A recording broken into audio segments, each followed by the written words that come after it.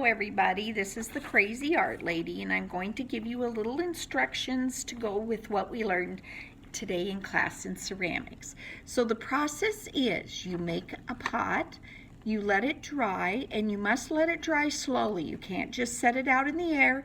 You need to put maybe a little Walmart bag or something over it, a garbage sack, so it dries very slowly. Then we're going to bisque fire it, just like biscuit, cook it, and it's going to become just a little bit hard, but not completely.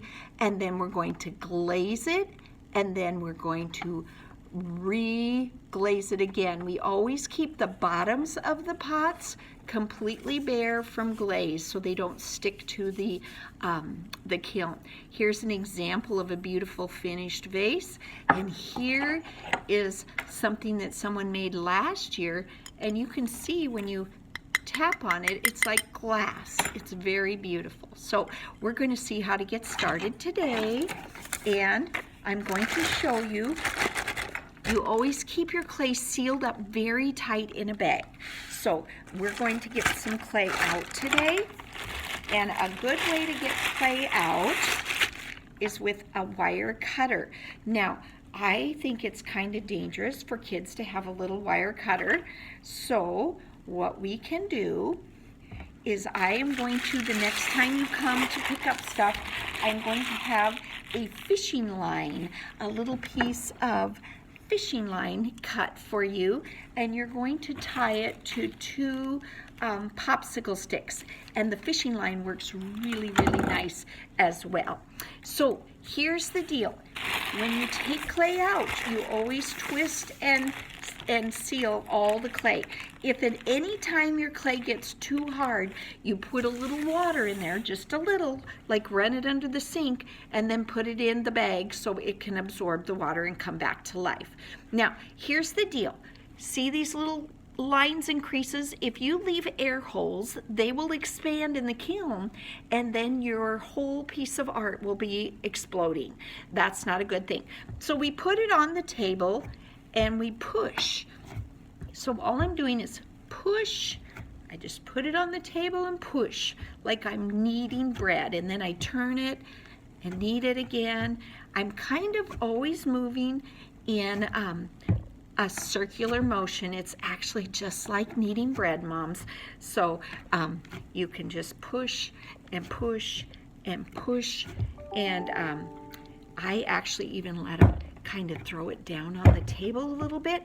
It's okay, this clay will wash right up if they get it on the table. If you wanted to set up a card table outside, that's a really fun thing. A picnic table is a really good thing, as long as it's not a glass top. That's not a good thing. So we're trying to get rid of all these little crevices, because those are air bubbles, and when we throw this down several times, it kind of slams those bubbles out of there. You know, you can take a little anger out on your clay if you're mad at your brother or your sister or somebody. Anyway, maybe 20 times. And then you can get ready.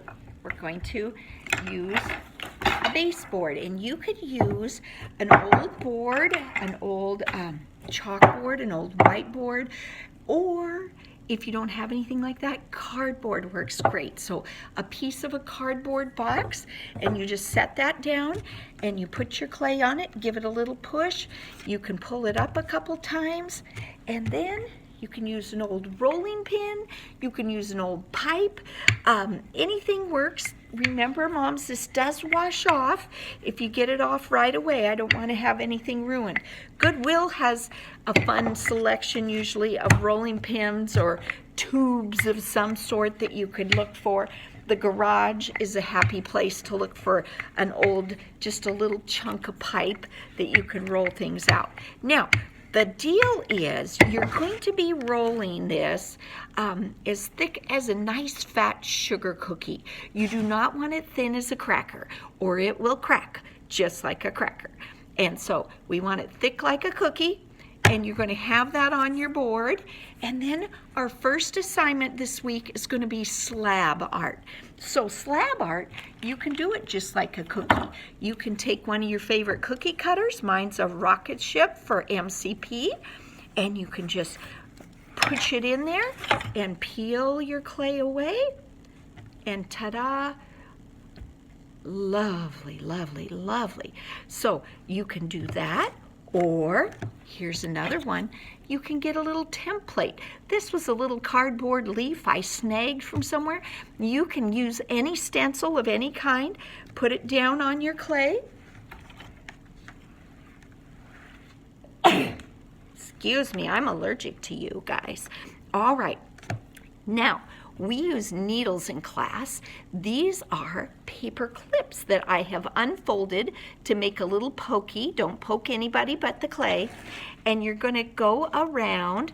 If you can see here, I'm going around this leaf. I'm going to tip it up so you guys can see.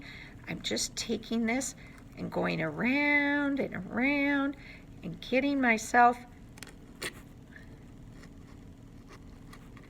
This little sharp tool helps you cut, and then you can just lift up around it. See how that works? And now when you take the stencil off, you've got a nice leaf. Isn't that sweet? Now the fun thing is you can go out and pick some leaves or funny little branches and lay them on the leaf and press gently. Make some little leaf patterns on there. Ooh, that makes it really pretty. And then, if you want it to be just a lovely little paperweight, you can leave it like this. You can put your name on it. Just about anything goes. But if you want to hang it up, make sure not too close to the edge. You use a straw and poke a little hole in it. Now, if it's not stuck to the cardboard, that's good. You can just keep it on the cardboard to dry. If it is stuck, just let it sit there and dry, and then all of a sudden it'll pop off. Now, remember what I said, to try to put a little bit of a Walmart bag or something over it. Just lop it over it. You don't want to seal it, and just let a little air at a time come out and let it dry. Moms, so you're not driving back and forth to our school 100 times every single week. We want you to wait till you have to make a trip, or until they've used all their clay is in lovely little pieces. Make sure on the back, using the paper clip, you put their first and last name on the back and carve it in it while it's wet, because once it's hard and you push on it, it'll crack in half, okay? Then when you come back to the school to get more clay, you can bring your little cardboard cookie sheet full of lovely things to fire. You could even write on the cookie sheet, on the cardboard, you could write Build It Tuesday or Bitty Builders Thursday on it, so Mrs. Pasma can kind of keep it easy for you to find it when you come to pick it up, because it shrinks a little tiny bit, so you want to be used to that. Okay, are there any questions? I hope not, but if that's not all, I'm going to have some new things, and there'll always be more clay. So you can drop these off and pick up new clay, and then I'll fire these, and then in a week you can pick them back up and get some glazes. We might even have glazing out on the lawn if you can glaze really fast and then just leave it so Mom doesn't have to come back and forth. It usually takes about 10 minutes to glaze something, so you could sit apart on the lawn and glaze them. All right, thanks for joining us. I hope you have a good luck.